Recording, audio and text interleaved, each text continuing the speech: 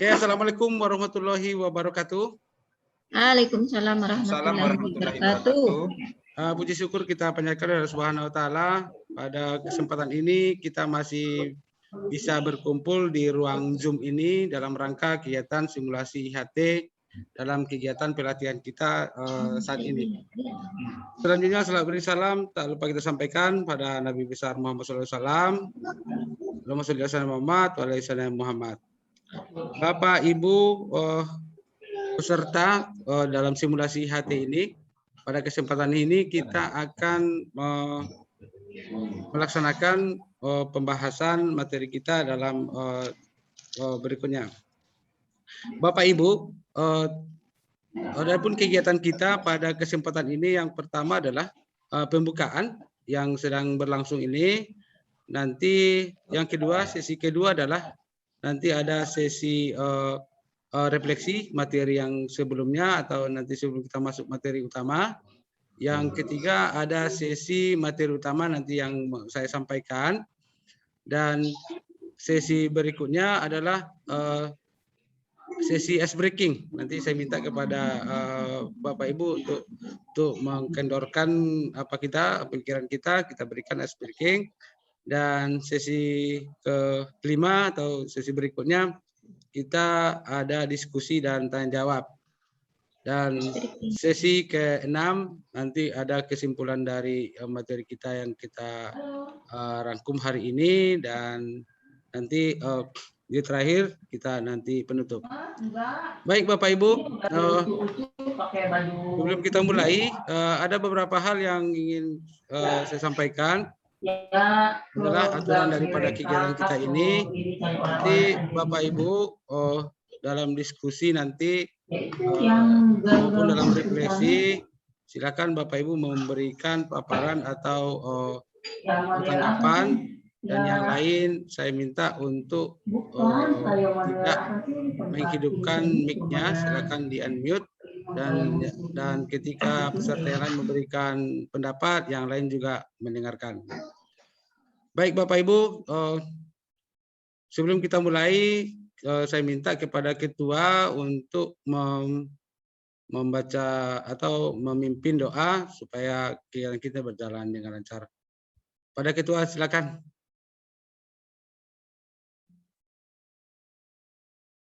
Silakan Bu Arhami. Ambo dulu ketua. Ya. Baik Pak Edi, Bapak Ibu peserta dari simulasi IAT yang berbahagia, pada kali ini suaranya menghilang Pak. Suara saya memang kecil Bu. Oke, lanjutkan Bu. Pada kali ini kita akan melaksanakan simulasi IAT. Sebelum kita masuk kepada materi, ada baiknya yaitu pelaksanaan IAT kita ini diawali dengan yaitu pembacaan doa.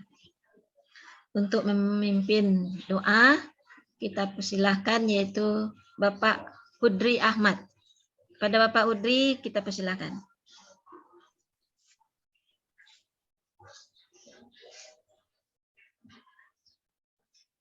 Mic-nya, Pak. Mic-nya.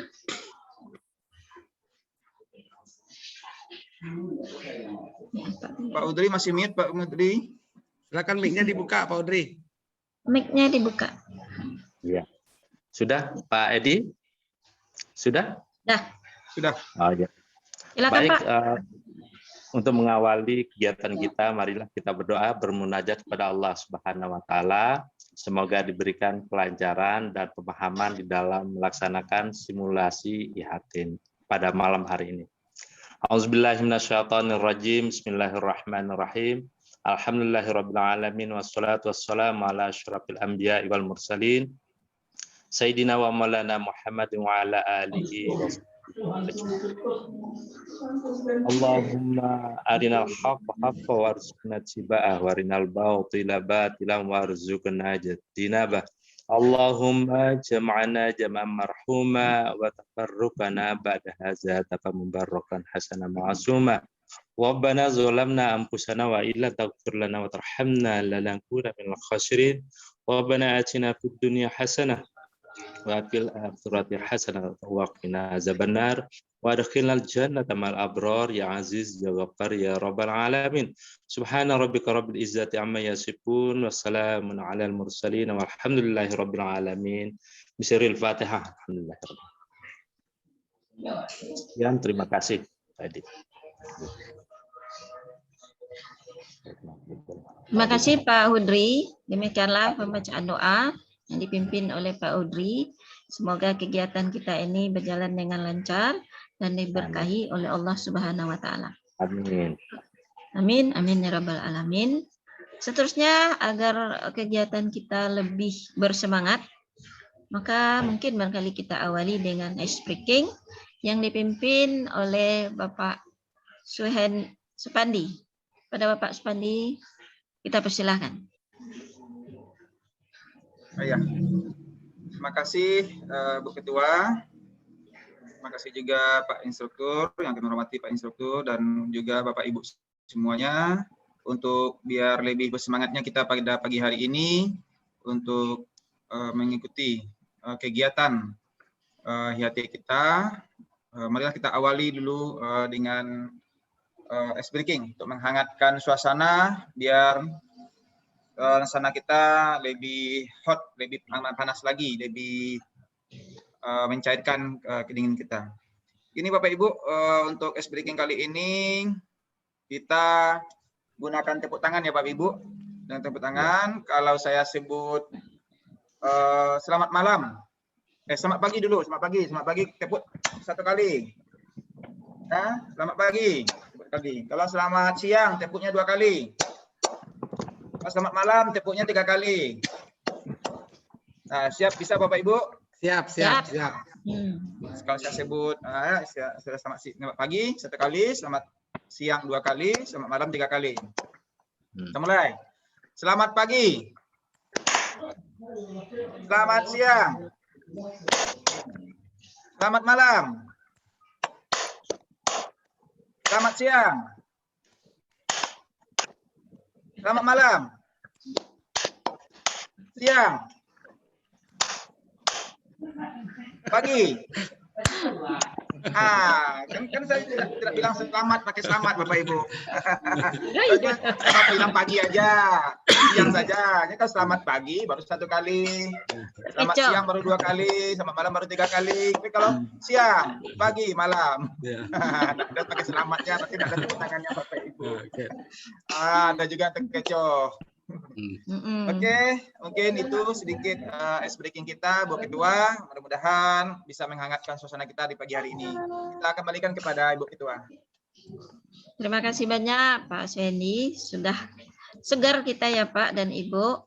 Semoga materi yang akan disampaikan oleh narasumber kita juga yaitu membuka yaitu apa namanya itu, otak sebelah tengah kita untuk menerima materi kita, karena untuk menerima sebuah pelajaran itu harus dibuka dulu limbiknya. Kalau tidak terbuka tidak akan dapat. Harus kondisi harus senang dulu. Nah, itu yang saya peroleh. Setiap memberikan materi kita harus ceria dulu ya Pak narasumber. Iya Bu Rami, betul. Bapak Ibu semuanya. Baik Bapak Ibu yang kami hormati. Karena sudah cerah, kita sudah siap untuk menerima materi. Kita persilahkan yaitu narasumber kita untuk memberikan materi. Kepada Bapak Edi Supandi, kita persilahkan dengan hormat. Ya, terima kasih Bundo, Bu Rami, dan juga Pak Sondi yang sudah membuka kegiatan kita tadi dengan baca doa dan Pak Udri tadi, dan sudah diberikan ice breaking. Tadi dilatihnya konsentrasi kita biar nanti kita siap menerima materi yang diberikan. Oke Bapak Ibu, izin saya men-share materi kita tentang asesmen sumatif dan formatif.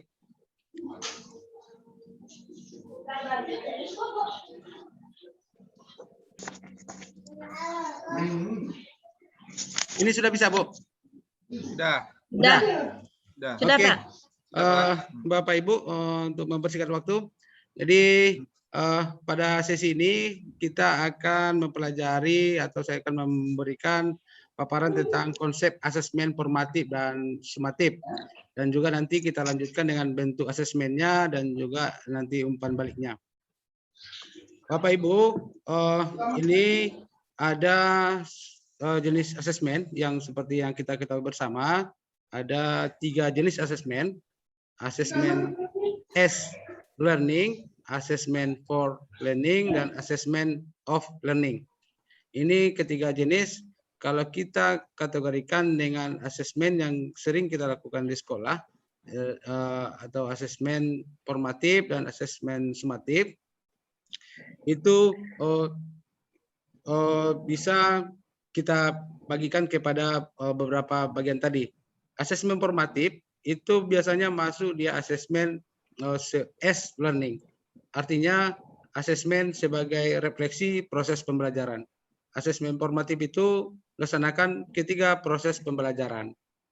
Dan asesmen sumatif itu dilaksanakan di akhir proses pembelajaran.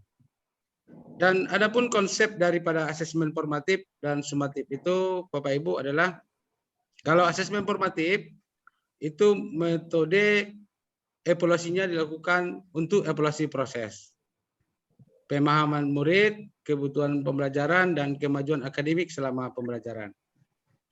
Asesmen sumatif, metode evaluasinya dilakukan di akhir pembelajaran. Dan yang kedua, asesmen formatif memantau pembelajaran murid dan memberikan umpan balik yang berkala dan berkelanjutan. Dan kalau asesmen sumatif itu seringkali kita di akhir ini menjadi taruhan karena ini berpengaruh terhadap nilai akhir siswa. Dan ini sangat menjadi sering diprioritaskan oleh murid. Jadi asesmen formatif itu kadangkala siswa itu kurang mempedulikannya, dan kita pun guru kadang merendahkan daripada asesmen formatif ini. Asesmen sumatif itu lebih diutamakan karena itu karena tujuannya kadangkala untuk naik kelas gitu. Jadi merasa pentingnya di situ. Dan Bapak Ibu, untuk asesmen formatif bagi guru dan sekolah ini memberikan informasi sebenarnya kepada kita tentang tantangan apa yang dihadapi murid dalam proses pembelajaran proyek sehingga dukungan yang memadai dapat diberikan.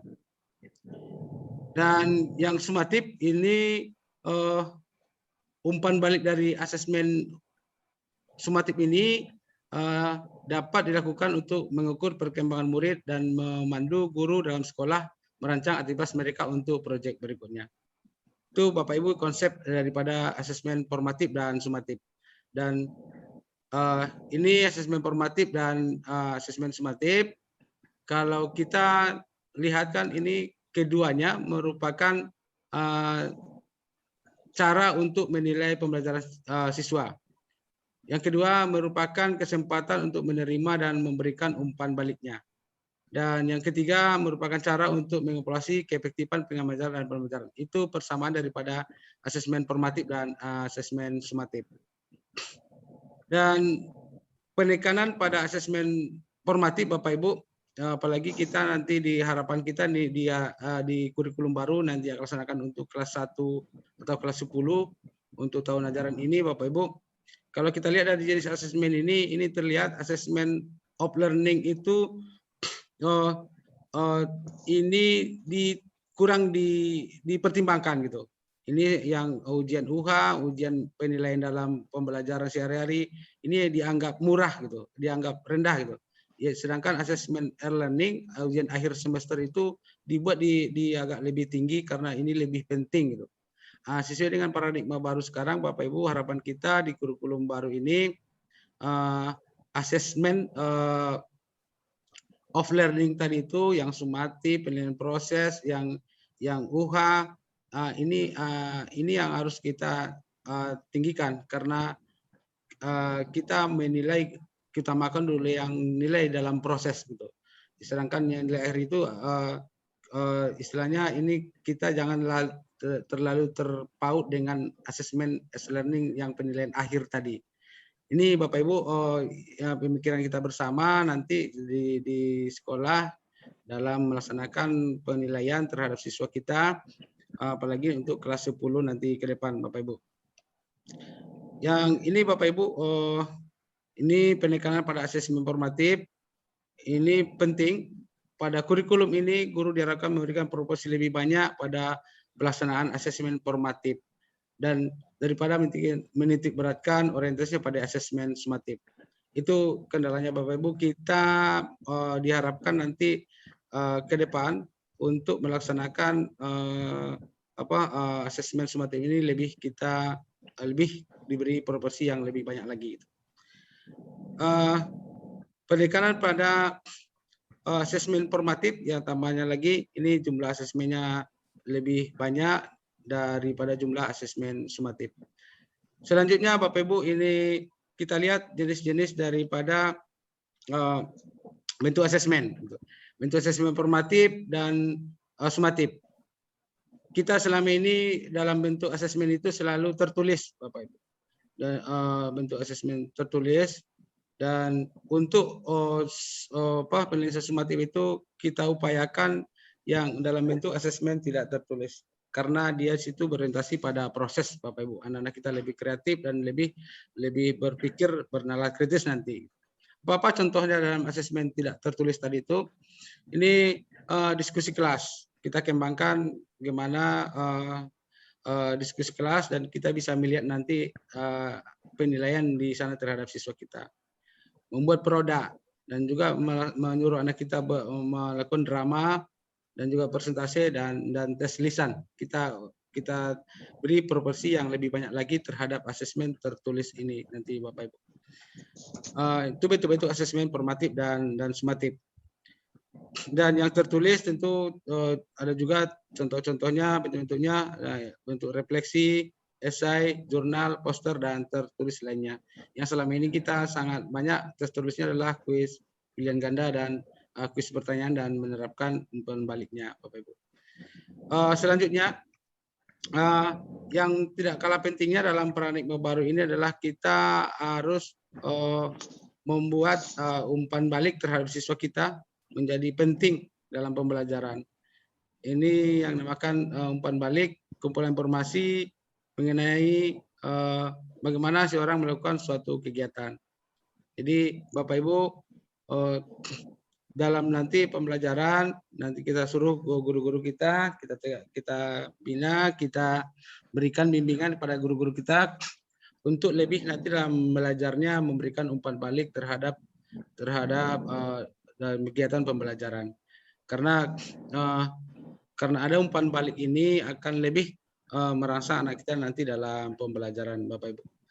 Jadi Bapak Ibu, mungkin itu materi yang bisa saya sampaikan. Mari kita diskusikan setelah ini. Kalau ada nanti yang kurang jelas, kita diskusikan bersama-sama terhadap asesmen formatif dan sumatif ini, bagaimana bentuknya dan gimana juga umpan baliknya dalam kegiatan asesmen